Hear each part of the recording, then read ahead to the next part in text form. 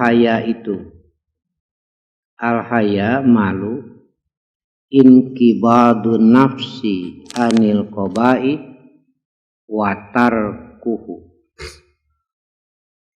Jadi dengan al-haya itu menahan diri dari segala macam yang buruk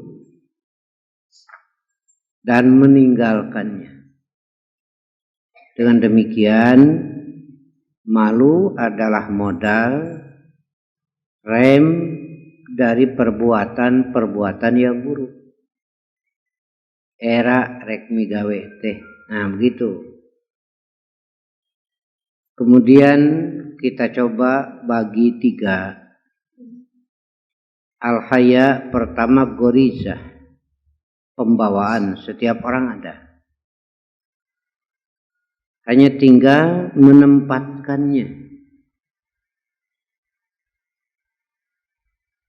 Kedua, al-haya ditempatkan melalui pertimbangan akal.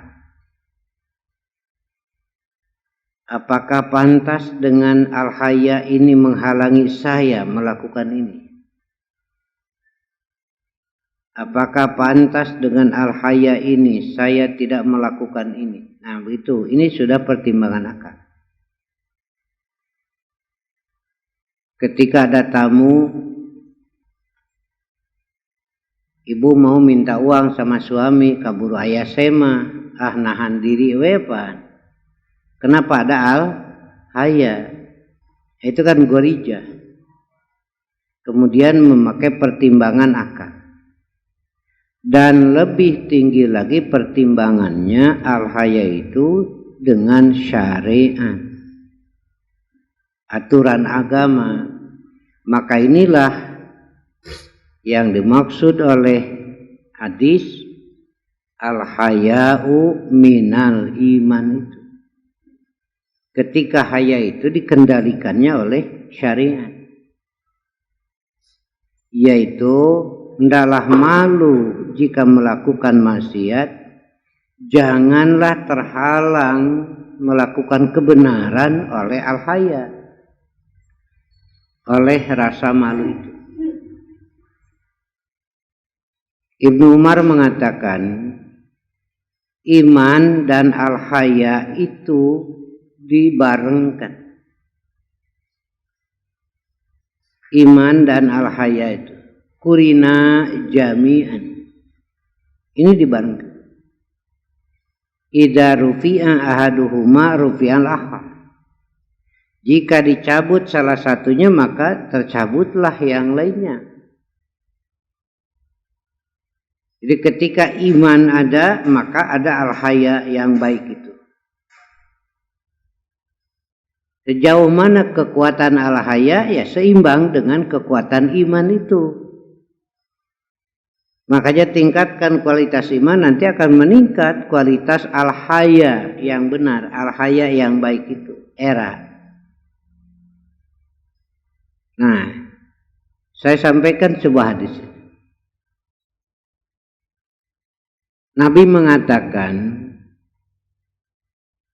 seorang hamba tidak akan berzina. Ketika berzina dia beriman. La yazni zani hina yazni wa huwa mu'minun. Tidak akan berzina seorang hamba jika ketika berzina ada iman. Menunjukkan iman sudah tidak ada. Kalau sudah tidak ada iman, tidak ada al-hayanya. Geus teu era deui we pan. Ditayangkeun dina TV ge seuri we pan. Kenapa hilang ini? Kalaupun ada mungkin kualitas imannya yang hilang. Sekarang kan mengkhawatirkan orang korupsi sudah tidak malu lagi. Apalagi jumlahnya banyak. Ngabring wae pan berjamaah korupsi teh. Loba batur ayeuna mah gede hate. Tong leutik hate korupsi teh ayeuna loba batur. Selalu berjamaah. Yang paling prihatin Kementerian Agama itu yang mestinya jadi contoh. Yang mestinya menuntun orang dalam akhlak yang baik, malah dirinya. Nah gitu, jadi sudah hilang lah al-hayanya. Rasa malunya sudah hilang. Kalau saya suudon kan boleh. Korupsi berjamaah. Saya suudon. Maknya berjamaah dainu komat. Kan ada yang komatnya. Yang adanya juga ada. Cuma tidak berani newak nu komat nama gitu. Newak nu ada nama. Nah, gitu. Jadi kelihatan al-haya sudah hilang. Jika al-haya hilang menunjukkan iman sudah hilang. Jadi kalaupun masih ada kualitasnya nih sudah tidak ada. Satu tuh. La yazni zani ina yazni wa huwa mu'minun. Tidak akan berzina ketika yang berzina ada iman, menunjukkan iman tidak ada atau kualitas imannya tidak ada. Yang kedua, sabda Nabi, wala yasriku sarik hina yasriku wa huwa mu'minun. Tidak akan mencuri, tidak akan korupsi, tidak akan merampas seseorang apabila ketika mencuri ada iman. Ya, sekarang kan pencurian baik terang-terangan ataupun melalui cara-cara yang halus. Malah pencurian yang melalui atau mengatasnamakan hukum sekarang terus berlanjut. Nah, kemudian yang ketiga, wala yasrabul khamra hina yasrabu wa huwa mu'min. Tidak akan minum minuman keras ketika minum dia beriman. Isti'rawepan.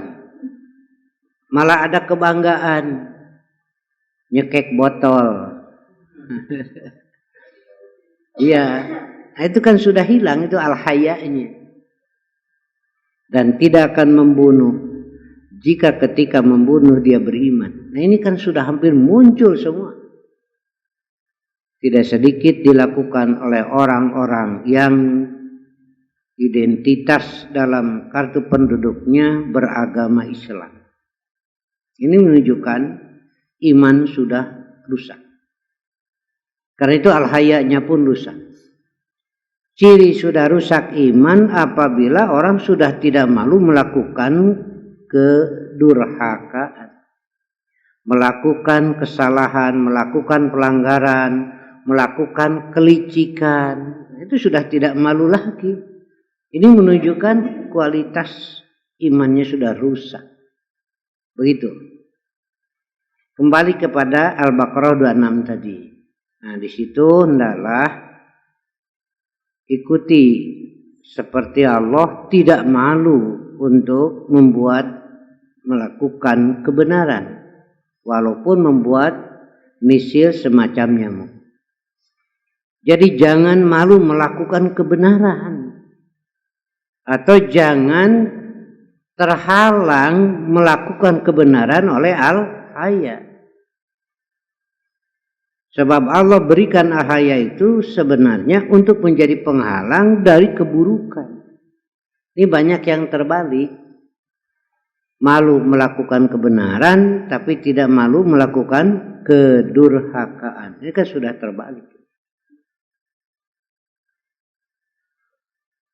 Jadi ini bisa dijadikan ukuran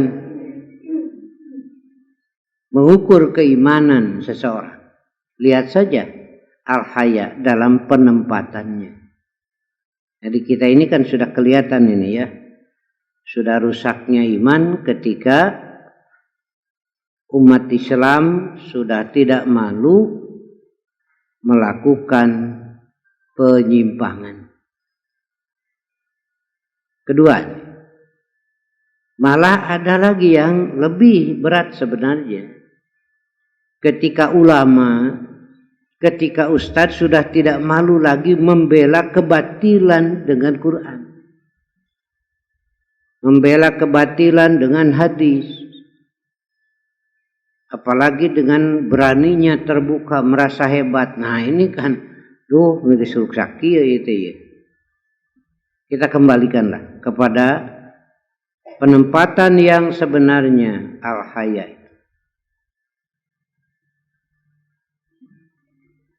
Sebagai contoh, al-haya jangan sampai menghalangi melakukan kebenaran.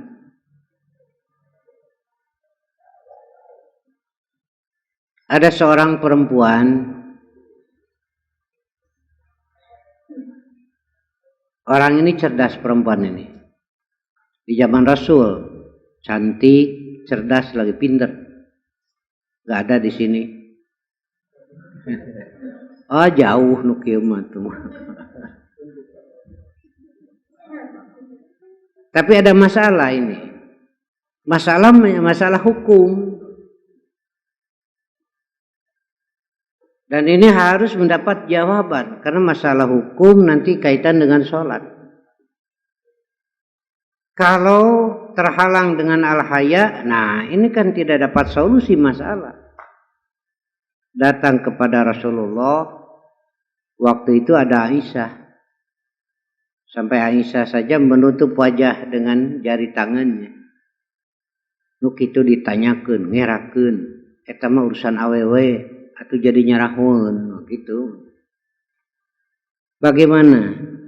Pertanyaannya, perempuan ini cerdas.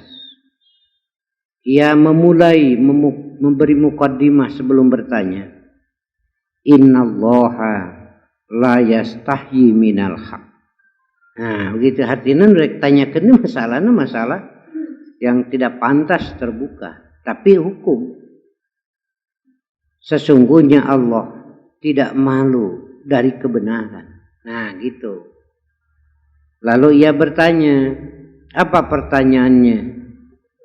Jika wanita bermimpi, apakah wajib mandi? Nah itu. Kan ini masalahnya kaitan dengan hadas, kaitan dengan sholat. Apabila wanita bermimpi, apa termasuk hadas besar? Kalau hadas besar kan harus mandi. Untuk menghilangkan hadas. Sebab jika tidak mandi berarti berhadas, tidak sah sholatnya. Jadi ini masalah hukum yang sangat penting. Karena masalahnya masalah penting dan masalah kebenaran dan menjadi pelajaran bagi orang sampai hari kiamat, jangan terhalang oleh al-haya. Begitu. Makanya perempuan itu memulai memuqaddimah dengan innallaha la yastahyi minal haq. Sesungguhnya Allah tidak malu dari kebenaran. Apakah jika perempuan bermimpi wajib mandi? Itu Rasul menjawab dengan ringkas.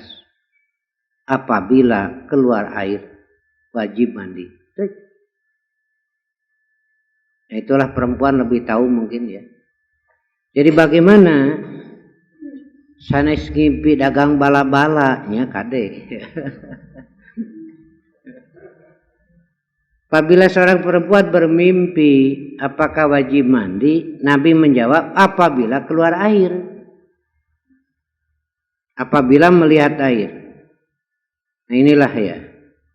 Seperti laki-laki pun begitu. Apabila bermimpi, jika keluar air wajib mandi. Walaupun mimpi tapi tidak keluar air, tidak wajib mandi. Tidak bermimpi tapi keluar air, wajib mandi. Nah, itu ini nanti hukumnya. Jadi walaupun tidak bermimpi, kalau keluar air, wajib mandi. Bermimpi tapi tidak keluar air gitu ngomean sanyo meureunan. Begitu. Ini kan masalah hukum. Maka dengan jawaban dari Rasul jelas sekarang punya pegangan. Satu. Dan jika malu bisa cari jalan lain agar kebenaran ini tetap didapatkan. Ali bin Abi Thalib mau bertanya sesuatu tapi malu mau bertanya kepada Rasul. Kenapa? Pan ayeuna mah geus jadi mitoha. era rek nanyakeun kami toha. Masalah apa? Masalah madhi. Tapi ini masalah hukum yang harus ada jawaban. Maka cari akal ali nyuruh orang lain. Nah, jadi silakan jangan sampai kebenaran tidak didapatkan. Ali itu rajulan madzaan. Seorang yang sering keluar madhi. Tapi dia bingung apa madhi itu termasuk najis?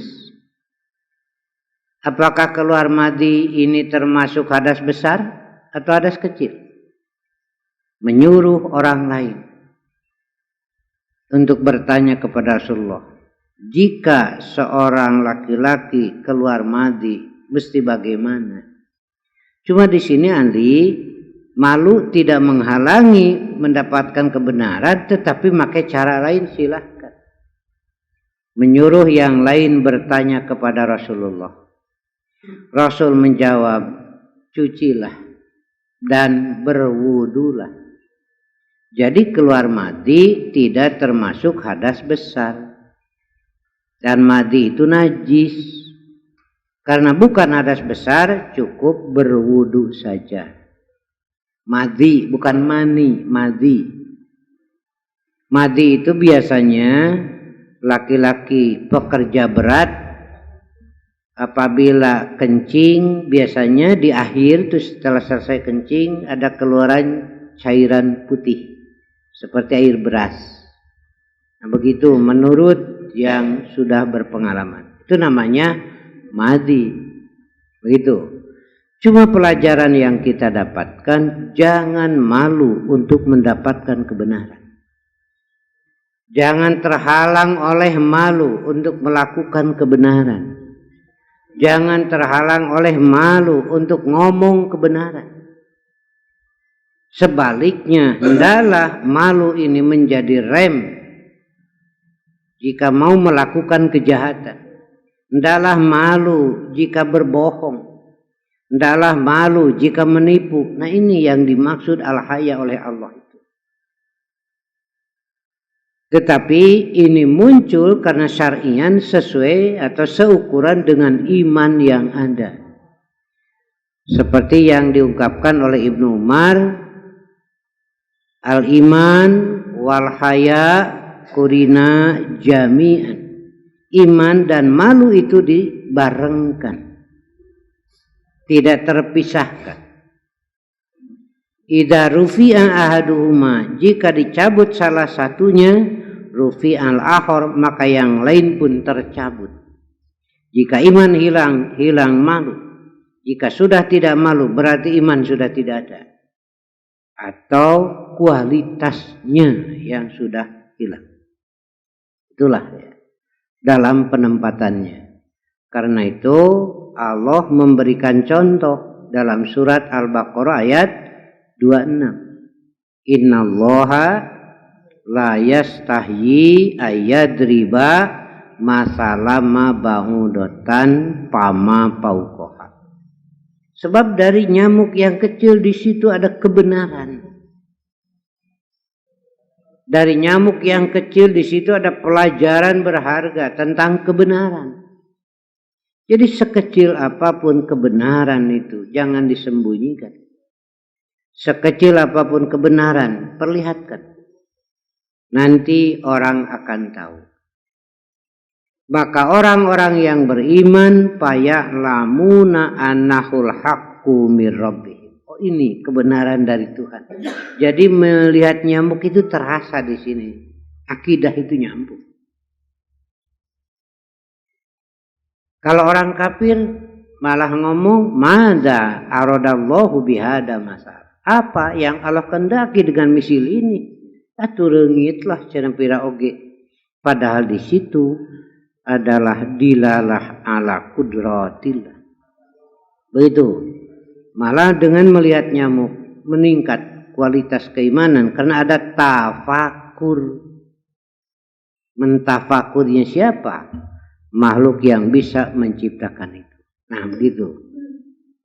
Maka dari kebenaran yang Allah munculkan tadi, manusia terbagi dua. Yahdi bihi katsira wa yudillu bihi katsira. Banyak orang yang mendapat petunjuk dan banyak pula orang yang sesat. Siapa yang sesat dalam ayat itu langsung ditafsirkan di ayat 27-nya. Alladzina yanquduna ahdallah mim ba'di mitsaqihi wa yaqta'una ma amarallahu bi ayyusala wa yufsiduna fil ardh. Maka orang-orang yang melihat kebenaran, ada yang bertambah keimanan, malah ada juga yang menjadi fasik. Ditandai dengan 3 sikap. 1, ia putuskan perjanjian dengan Allah. Ahdun fitriyun. Kalau ahdun fitriyun putus, maka putus pula ahdun syar'iyun. Jika ahdun fitriyun tidak ditepati, tidak dibuktikan, tidak dilaksanakan, maka ahdun syar'iyun pun tidak akan terlaksana. Jadi 1 ahdun fitriyun. Apa ahdun fitriyun itu? Ahdun itu perjanjian. Fitriyun fitrah. Apa perjanjian fitrahnya? Yaitu tidak akan bertuhan kepada selain Allah. Karena memang tidak ada. Ini dilanggar. Ahdun fitriyun namanya. Sedikit tambahan saja.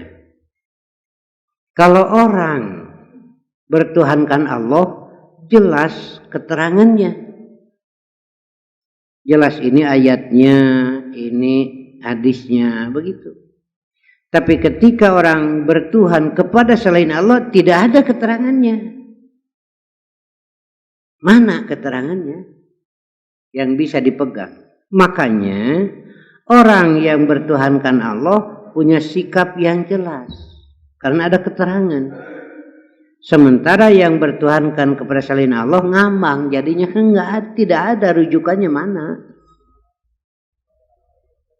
Yang disebut penguasa laut mana rujukanana? Nyi Roro Kidul mana rujukanana? Itu nggak ada kan? Nah itu ngambang jadinya. Begitu juga dalam pelaksanaan ibadah, penentukan waktu ibadah, jelas ini keterangan. Makanya yang bertuhankan Allah hidupnya jelas, terarah. Saya sering menyampaikan, intinya bagi manusia yang hidup ini, 1 dasar, 2 cara, 3 tujuan. Gitu kan? Itu kurikulum hidup. Dasar, tujuan, baru langkah-langkah mencapai tujuan. Itu kan kalau diringkaskan itu manhaj hidup. Kurikulum hidup itu. Apa dasarnya? Kemana tujuannya? Bagaimana cara mencapai tujuan itu? Nah itu kan kalau bertuhankan Allah jelas dasar. Tujuannya mana? Tujuannya adalah ibtigo'a mardotillah. Mengharap ridho Allah. Tujuannya adalah pertemuan dengan Allah pada hari akhir. Ya, tinggal langkah-langkahnya Allah tetapkan. Ini langkah-langkah mencapai tujuan. Makanya tenang hidup. Karena jelas dasar, jelas tujuan, jelas caranya. Sementara yang bertuhankan kepada selain Allah tidak jelas dasar, tidak jelas tujuan. Karena itu caranya pun ngambang. Tidak kokoh karena masing-masing membuat cara tersendiri. Kita ambil contoh. Kalau dulu tahun 70-an di kita masih nyuguh malam Salasa, malam Jumaah. Dalil namana. Sesajen malam Jumat, harus malam Jumat, malam Selasa. Pengaruhnya jadi seakan-akan malam Selasa, malam Jumat, malam menakutkan, keramat. Naon bedana jeung malam Minggu? Kan sama, hari malam Minggu mada tekeung, hari malam Jumaah kan sama saja. Ini kan pengaruh dari tahayul itu. Ya. Kemudian sesajennya. Kalau zakat jelas ini dalil, Allah yang menyuruh. Bentuk zakatnya, mustahik zakatnya ini. Nah, begitu jelas kan? Sementara kalau nyuguh, mana keterangannya? Kalau dari Allah jelaskan, ada beras, makanan, ada zakat dari tijaroh, ada zakat dari perhiasan, tapi jelas keterangannya. Sementara nyuguh malam Salasa, rujak kalapa itu dari mana? Keterangannya. Apa pesanan dari Tuhannya? Nggak ada kan? Tuluy ku surutu. Apa betul Tuhannya ada? Kalau betul Tuhannya ada, ngahamek. Yang bau cenah. Sidik resep jisamsu, beres surutu. Sengit kene sampurna mil itu. Mana keterangan? Nah, makanya ngambang jadi. Karena itu, jika orang yang bertuhankan Allah sudah mulai ikut-ikutan dalam kemusyrikan, ini kebodohan. Ketika orang yang beriman kepada Allah sudah mulai terpengaruh oleh unsur kekufuran, ini kebodohan. Begitu. Ini perbandingannya. Jadi ibadah tidak jelas. Ahdun fitriun rusak, maka rusaklah ahdun syar'iyun. Perjanjian secara syariat. Ini kalau saya sering ambil contoh begini sajalah.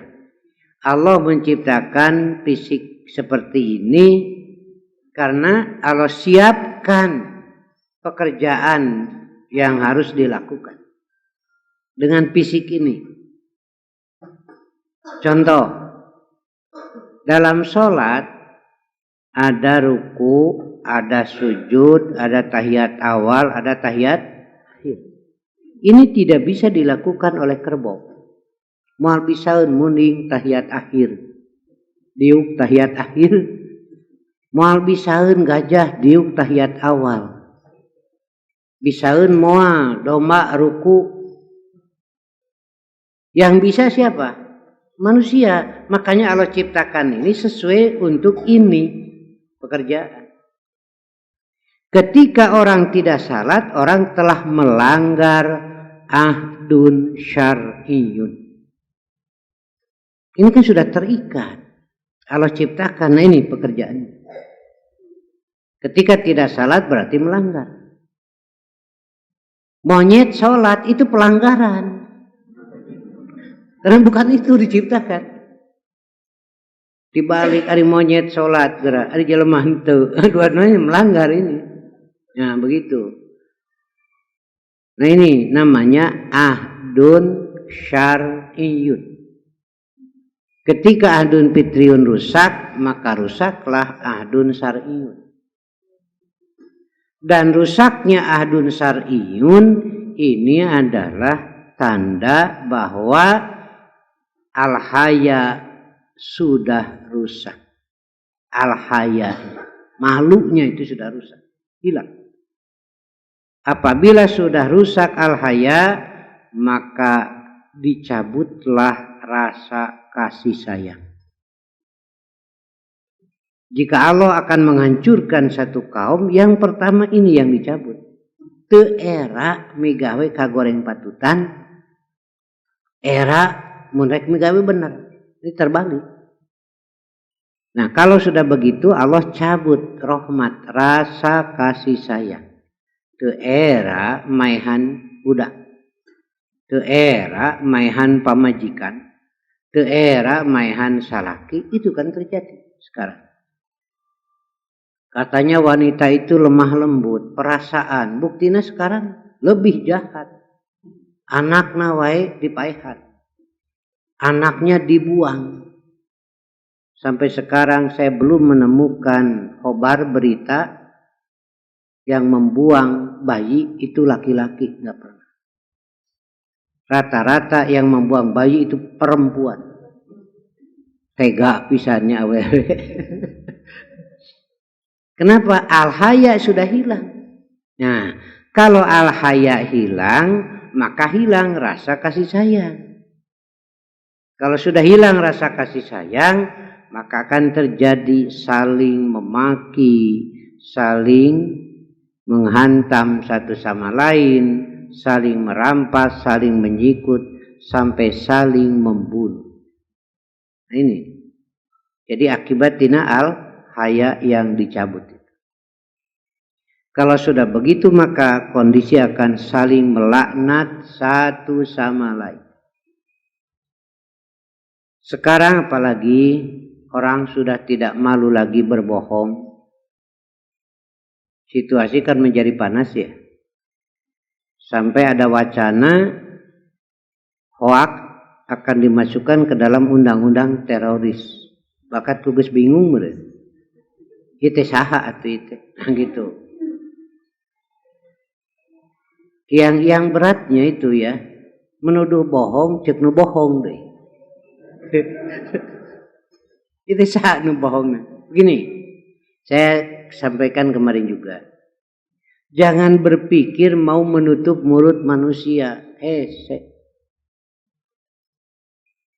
Drum yang gede, lawang drum pan gede.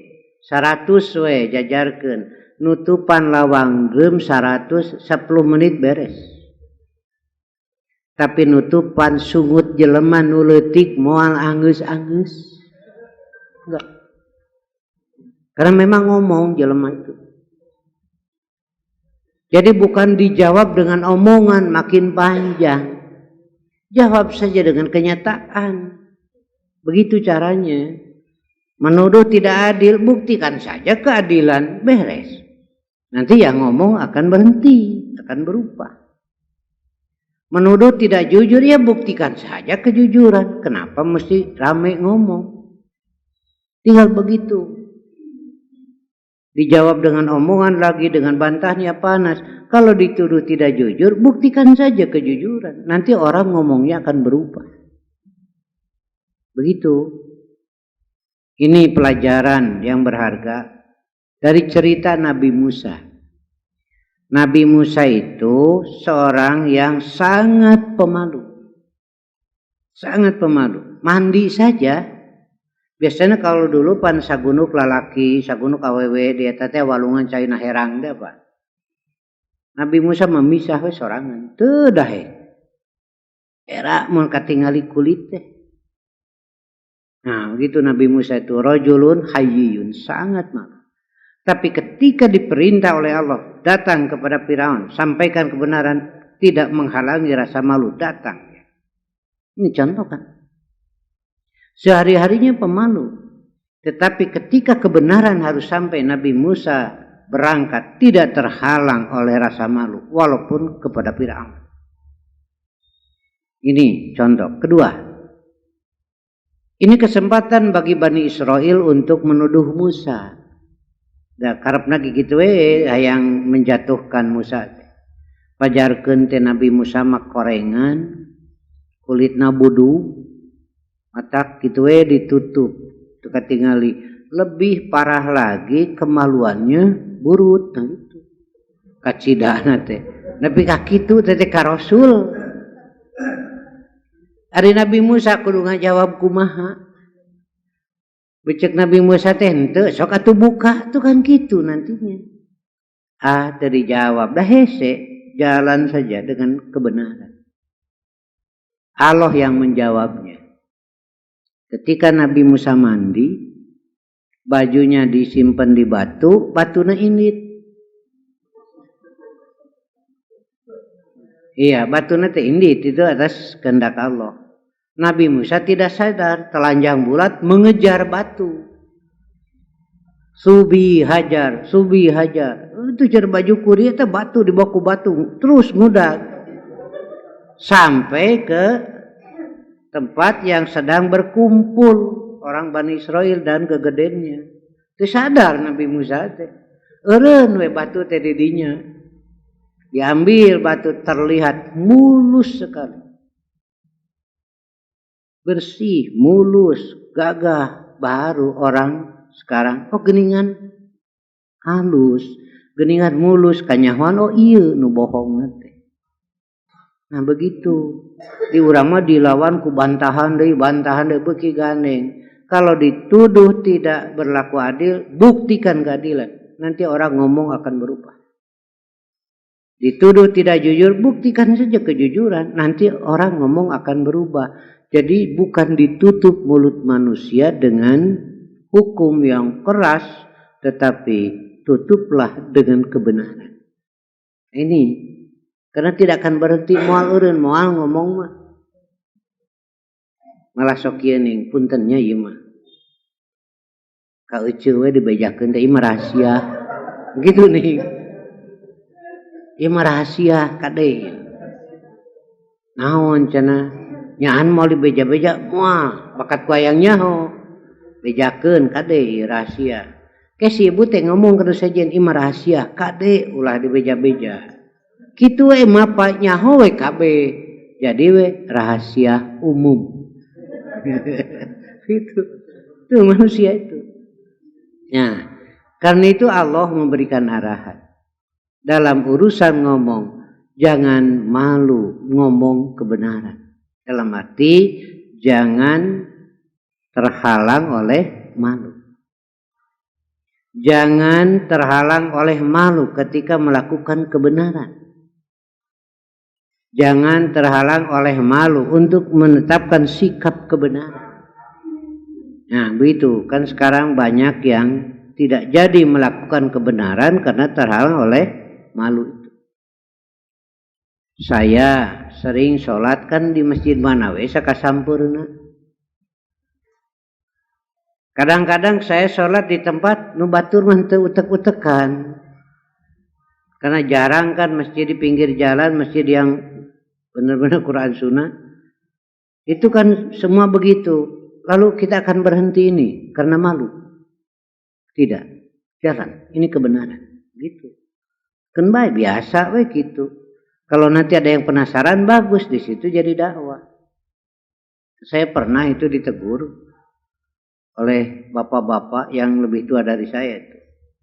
Selesai sholat negor kawas nu heureuy we sholat teh hayu we curug diutek-utek gitu. Saya cuma senyum, saya jawab nyacing bapak mah jiga nu haroream cicing gitu. Itu kan. Ya kan bukan masalah diam dan bergeraknya, tetapi kebenarannya mana. Lalu si bapak berkata begini, naon alasanana migawe kitu? Bapak heula ceng pan bapak nu teu heula negor ka abdi. Cek si bapak teh heuh sararea ge kieu, oh henteu pan abdi bieu henteu.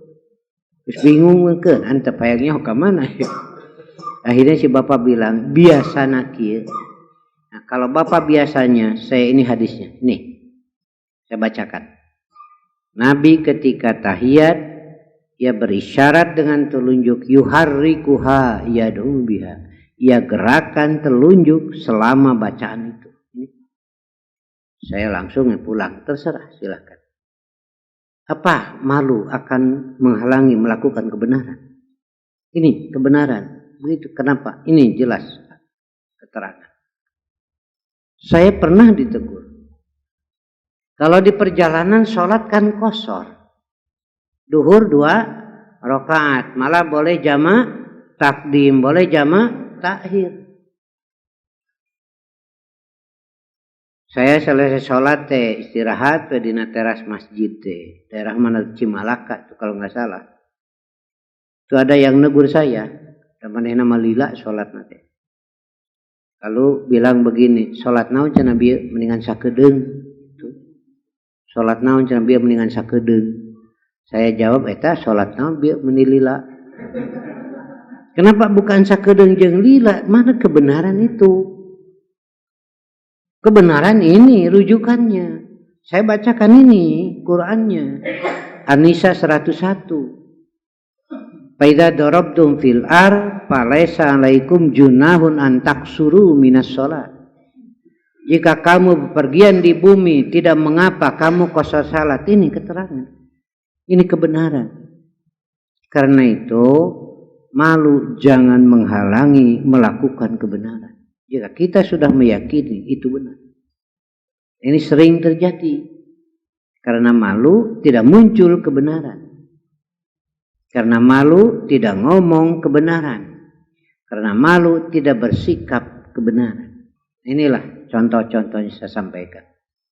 Jadi kembali lagi. Allah sudah memberi contoh. Pelajaran surat Al-Baqarah ayat 26. Untuk melakukan, membuktikan kebenaran jangan malu. Walaupun hanya misilnya nyamuk. Tapi di situ ada kebenaran. Tapi di situ ada dilalah atas kemahakuasaan Allah. Kemudian para sahabat tidak terhalang oleh rasa malu untuk mendapatkan kebenaran. Seperti perempuan tadi. Pan kuduna tong ditanyakeun eta rahasia awewe. Tapi ini kebenaran. Kaitan dengan hadas, kaitan dengan bersuci, kaitan dengan sholat. Begitu. Ali bin Abi Thalib malu karena mau bertanya kepada Rasul. Beliau ini kan mertua. Masalahnya masalah madi lagi. Cari jalan lain. Nyuruh orang. Pokoknya kebenaran itu harus sampai. Pokoknya kebenaran harus bisa diterima. Dengan cara bagaimana? Nah begitu. Makanya nyuruh yang lain bertanya kepada Rasul. Tapi kebenaran bisa didapatkan. Itulah al-haya minal iman. Haya itu bagian dari iman. Haya dan iman bersama-sama. Jika hilang salah satu, maka hilang yang lainnya. Jika hilang iman, hilang malu melakukan kejahatan. Jika hilang rasa malu melakukan kejahatan, menunjukkan iman sudah hilang. Atau minimal kualitasnya. Maka kalau kita simpulkan rek beres kumaha negara ari imana rusak. Korupsi tidak akan berhenti. Nah kan al-hayanya tidak ada. Rasa erana tegas paling goreng patut justru malah berbangga melakukan kejahatan. Iya. Geus teu era pan membuat rekayasa make jeung nabrakeun maneh kana tiang listrik itu kan baru kana moal panggih. Nah begitulah. Kalau sudah hilang al-haya, kemudian ada ambisi kepada sesuatu, maka segala cara akan dilakukan dengan tidak malu lagi. Nah, ini menunjukkan sudah rusak akhlak manusia. Jadi kembalikan al-haya dengan mengembalikan kualitas iman. Terakhir ini. Dalam hadis masih ada ini runtuyan dalam kitabul iman. Ada yang disebut halawah. Halawah itu manis.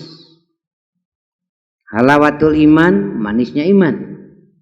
Halawatus sholah, manisnya sholat. Enak.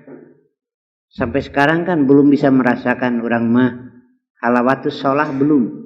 Rata-rata hayang geura anggeus. Teu geunah, tuh kan? Belum terasa itu. Ada halawatul ibadah. Begini. Ada ibu-ibu yang lapor kepada saya. Ustad, ibu tadi wengi ngiring ngariung. Ayat tausiah jam 12 malam. Dimulai. Selesai tausiah, kemudian diungkap dosa-dosa, muhasabah namanya. Cerik barang.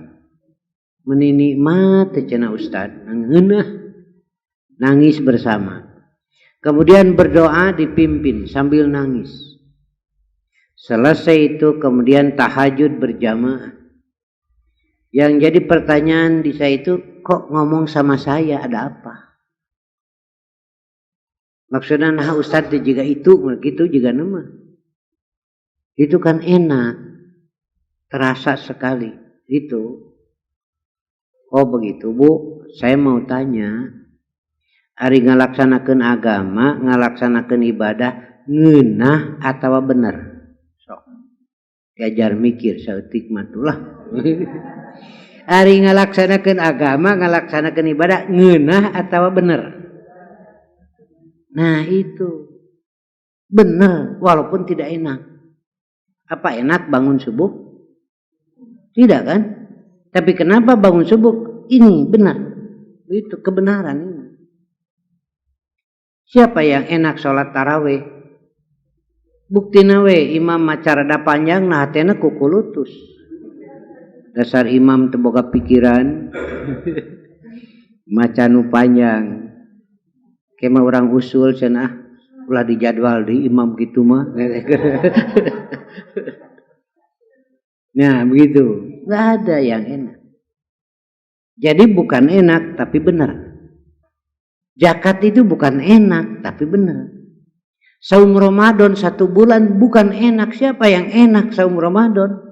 Buktina ngadaguan maghrib. Telat saeutik wae pan ngambek. Tingali itu geus pas can adan atuh daroe nyaho mah. Sugesti adan tuh hebat. Itu geus leuwih 1 menit can adan kene. Atuh daroe buka nyaho mah. Da kaje nyusul ka masjid pan. Efek teh muadzin keur ngopi we. Batur ngadagoan jawab teh wah gampang batur. Nah itu. Jadi bukan enak tapi benar. Bangun subuh itu bukan enak tapi benar. Saum Ramadan itu bukan enak tapi benar. Zakat itu bukan enak tapi benar. Jadi kita melakukan bukan enak tapi benar. Lalu apa kaitan dengan sabda Nabi? Di dalam kebenaran ada halawah. Nah, jadi begini, urusan ibadah, urusan pelaksanaan agama, jika diukur oleh hawa nafsu pasti tidak enak. Tetapi jika diukur oleh iman, di situ ada halawah, ada manis. Dalilnya, Nabi menyuruh Bilal adzan, kata-katanya bukan adzan, bukan begitu. Tapi Nabi menyuruh Bilal untuk adzan dengan kata-kata, ya Bilal arihna bis sholat. Wahai Bilal, istirahatkan hatiku, senangkan hatiku dengan salat. Jadi terasa oleh Nabi. Segala urusan duniawi, Nabi paling sibuk ketika sujud kepada sudah kita serahkan kepada Allah. Kita manusia yang lemah. Segala-galanya Allah yang maha tahu, serahkan. Nah, makanya di dalam salat itu istirahat hati. Ketika salat itu istirahat pikiran. Kalau sudah istirahat hati, istirahat pikiran, selesai salat, semangat hidup muncul lagi, siap lagi. Makanya orang yang salat tidak akan sampai putus harapan. Saya sudah serahkan kepada Allah.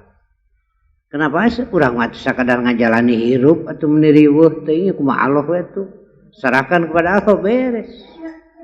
Begitu. Seringkali kita pikul sendiri, lupa kepada Allah. Patak berat jadi nanti karasana teh. Da bapak-bapak ngobrol kepada saya sambil nangis. Ustad pun anak di rumah sakit, penyakitnya berat. Kedah dioperasi atau operasi we jeung bae Pak meniriweuh teh. Gitu. Cenah ari urusan keur mayar mah usaha jalan, tapi ya budak penyakitna berat. Saya tanya ari bapaknya ke anak, pogo atuh molotot ari ustad cenah. Nepi ka kieu teh bakatku nyaah ustad. Oh kitu nya. Ari budak bapak nu Allah. Nah, dirinya tauhidna itu. Di situ iman itu. Ari budak bapak teh nu bapak nu Allah. Poho kan? Nu Allah ustad. Tah. Bapak wae kapihapean nyaah komo Allah nu kagunganana pasrahkeun ka Allah. Bapak mah sekedar usaha. Usaha bapak diberi pahala ku Allah, ngurus budak nah apa nu Allah budak teh. Dalam mun bapak mau menang ganjaran. Ari ngurus awak ieu menang ganjaran teu. Menang, kenapa? Kan ini punya Allah, bukan punya saya. Aya domba diurus, punya saya domba teh. Halus teh mulus tuluy menta buruh ka tetangga dibayar moal. Moal. Tapi lamun domba nu tetangga diurus dibayar. Jasad ini bukan milik kita, bukan. Cek Allah peot udah. Apa? Ya kan Allah yang pemiliknya. Ini kenyataan kan? Keresok orang make iman. Nah, baru terasa ada halawah di situ. Ya ibu-ibu teh gareulis, bareto mah. Oh benar. Geus kolot. Itu kan Allah pemiliknya.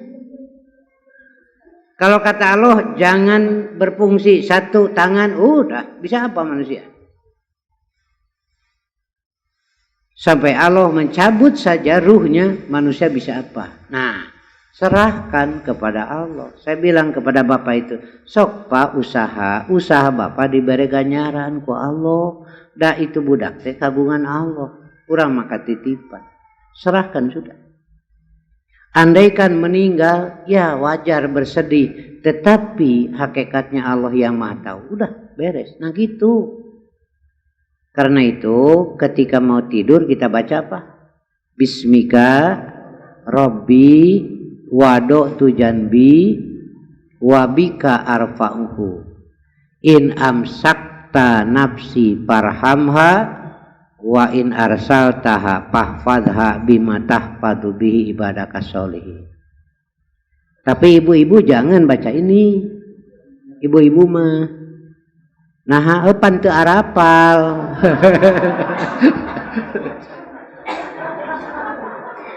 Maksa kenal. Itu di Bukhari ada, itu sahih. Makanya dari ini terasa sekali saya mau tidur. Kalau tidur bisa apa? Urang mun keur sare bisa naon?